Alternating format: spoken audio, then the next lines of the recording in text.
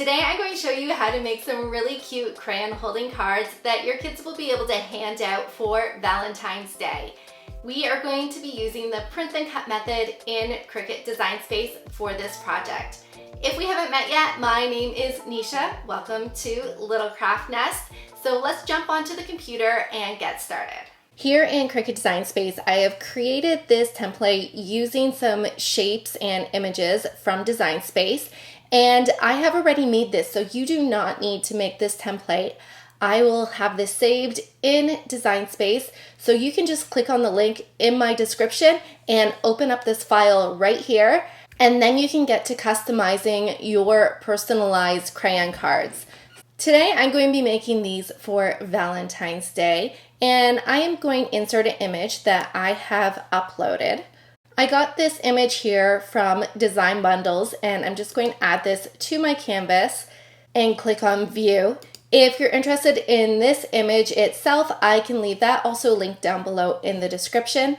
And if you're not sure how to upload external images to Cricut Design Space, I do have a video on that, which I will also leave linked down below. So I am just resizing this so that it will fit on top of our Valentine crayon card here. Now I currently don't have these crayon tubs here attached to the back of the card. They are all separate, and I did that on purpose because we want to make a print then cut card. So before we attach these, we want to first flatten our image to the back of the card so that we can print it out. But first I'm going to make sure it's lined up. So I'm going to select my little cat here, make sure it's the size I want, and then I will also select the white background. So I have both my cat and the white background selected. I'm going to go up to the top and click on Align, and we're going to center this horizontally. Now I can go to the bottom right of my screen and click on Flatten. And this is going to turn our image here to a print then cut.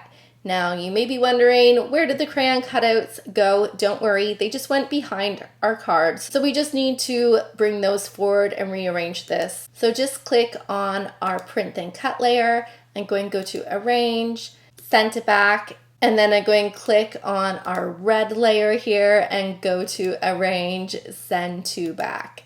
And now we have our crayon tabs here that are just floating around, and they're not attached to the card yet. So we're going to select both of these, and we're also going to select our white background layer, and we're going to go down to the bottom right and click on Attach. So now this is all grouped together as one. We are going to print this out, and this here is not going to be printed out. This is just an extra piece of cardstock that you can place behind your Valentine's card. Now you don't have to cut out an extra piece of cardstock. If you want to just give these cards out without a backing, you can totally do that as well.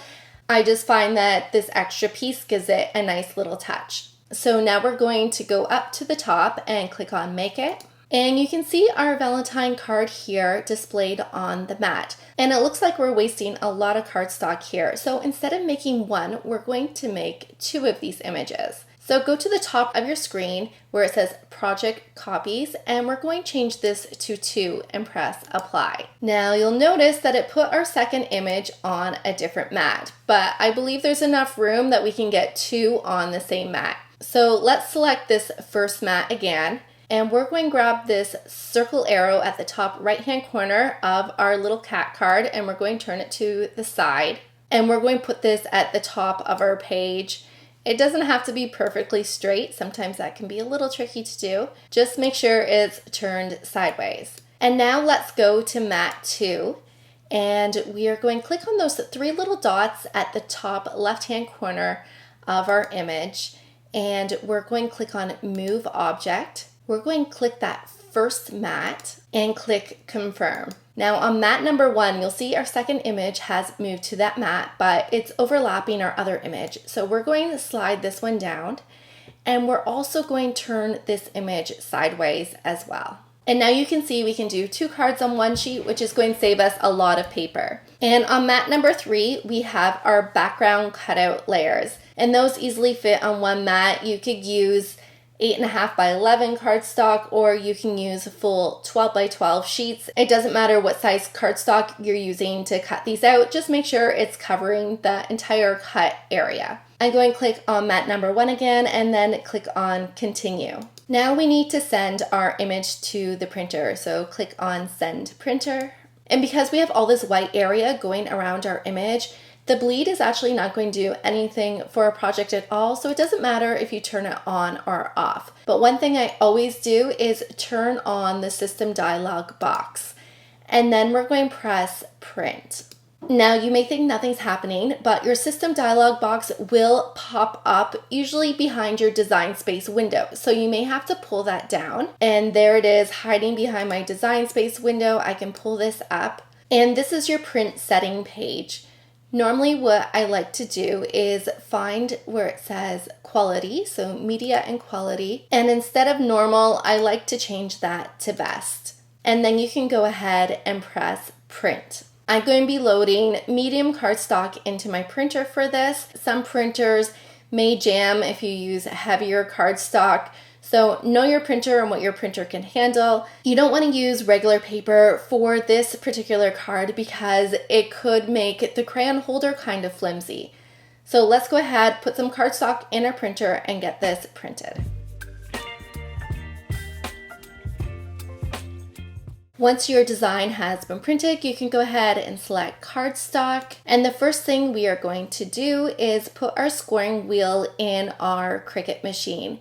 Now, if you don't have a Cricut Maker, you won't be able to use this single scoring wheel, and that's what I will be using. But instead, you can go to Edit Tools, and you can select the scoring stylus and use that instead. If, however, you want to not have those scoring lines, what you can do is go back to your Design Space canvas, and under the Layers column, you can go ahead and just hide those score lines, and then you can just fold them over manually. I'm going to be using this single scoring wheel today, so let's load our mat and our scoring wheel, and then Design Space will prompt us when we need to switch out our scoring wheel to our fine point blade. When putting your printed image on your mat, make sure you're putting it on the right way. You want to do it the same way it shows on your computer screen.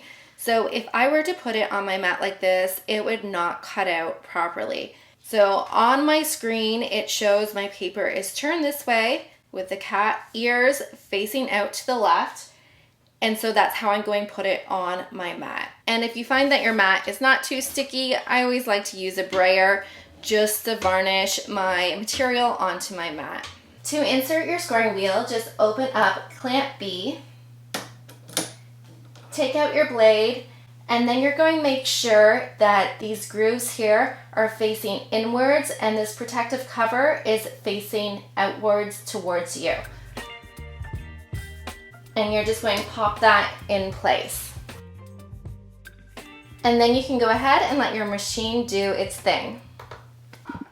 Before your machine starts to even score or cut your design out, it's going to shine a little light onto your mat so that it can read the black registration box that's around your design.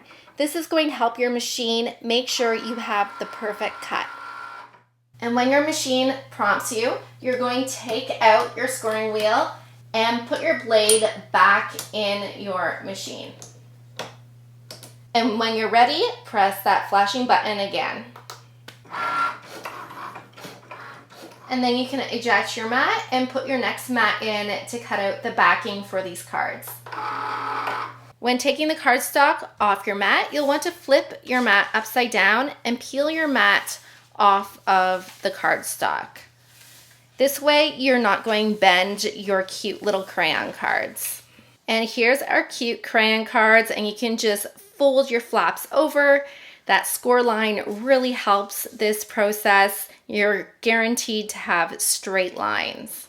And all we need to do now is assemble our cards. So I am going to use a tape runner here. Just going to add some tape to the back of this. And then I'm going to line it up on our backing cardstock and just push it down. And then all you need to do is insert your crayons into the card. Now, these aren't brand new crayons. I just grabbed them from my kids' crayon bin. I should pick up some new ones if I'm going to hand these out for Valentine's Day. But these will do for now, and they look super cute. This one's a little short because it's been used, but that's okay. And our super sweet Valentine's cards are ready to be handed out. Now, one thing I didn't mention, when you're in Design Space, you can always write "from" with your child's name on it. That way they don't have to write out their name every single time. One thing to also keep in mind, this design, I made the circles the perfect size to fit Crayola crayons. So if you're using a different brand of crayon, you may want to adjust the holes a little bit.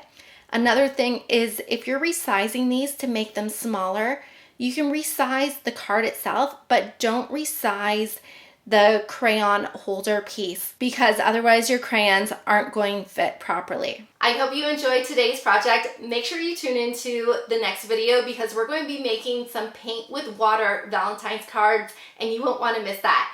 So press the subscribe button and I hope to see you on more crafting adventures.